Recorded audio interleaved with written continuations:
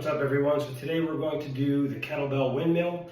Kind of a complex movement, but a really cool movement that activates a lot of stability, core muscles, shoulder strength, things like that. So let's look at it and then we'll break it down, okay?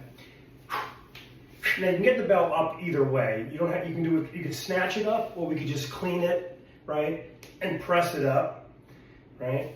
And let's do the movement. Okay, so some components here. Again, I get the bell up by either snatching it up, clean and press, clean and push press, however you want to get it overhead, okay? Then we're going to, now there's multiple ways we can do this, and they're not wrong. I'm going to show you the way I do it, okay? So I turn my foot out, opposite side hand. The front or the same side foot faces pretty much straight forward. I flare out the back foot to, I don't know, it doesn't really matter exactly, but maybe a 60 degree, something like this, okay? Now, we have to be careful. We're going to use some erector spinae muscles back here, okay? But we don't want this to be just a back extension, right? We want to use kind of a hip hinge here. So when we go down, okay, you can even flare this to almost, or right about 90 if you wanted to, with your front and back foot. I'm almost there, okay? And what we're going to do is we're going to push the hips back. Now, one thing I will tell you is you might need to warm up your hamstrings, stretch them out a little bit beforehand, because it does put a lot of pressure on the hamstrings. If they're tight, it'll wind up forcing you more forward, and then you change the movement, okay? You want the weight straight overhead.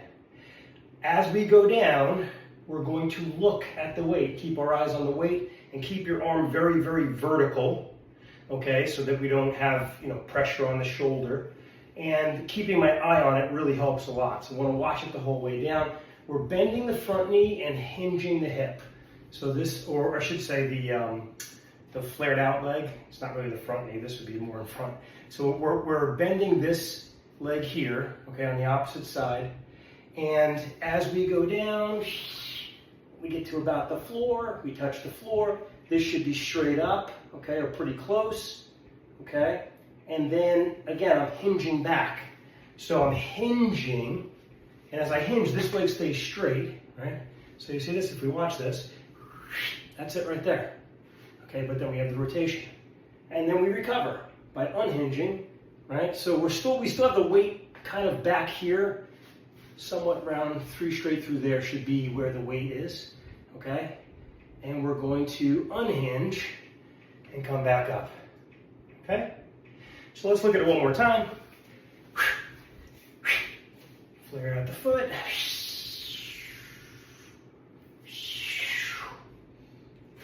All right. Couple last pointers. Make sure the thumb stays behind you to some degree. We don't want to internally rotate. That's going to screw that shoulder up big time, okay? Again, hinge back. If you feel like you're getting pushed forward on the weight onto the front foot, going off the camera here. If you feel like the weight's going onto the front foot, probably your hamstrings are too tight, right? And you're not hinging properly.